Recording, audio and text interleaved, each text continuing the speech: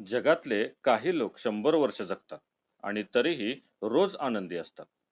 त्यांचं सिक्रेट काय आहे माहित आहे का? तर त्यांनी स्ट्रेसला हरवलंय.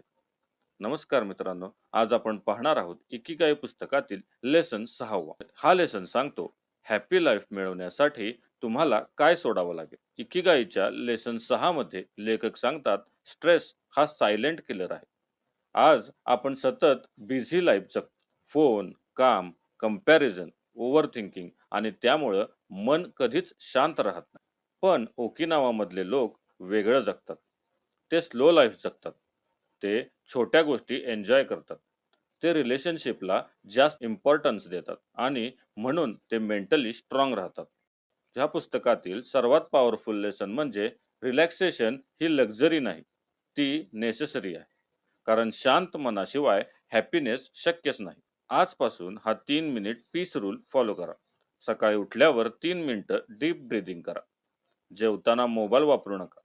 झोपण्यापूर्वी 10 मिनिटं शांत बसून ग्रॅटिट्यूड फील करा.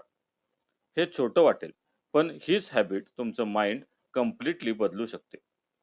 जर तुम्हाला स्ट्रेस फ्री आणि मिनिंगफुल लाईफ जगायची असेल, तर हा शॉट आत्ताच सेव्ह करा.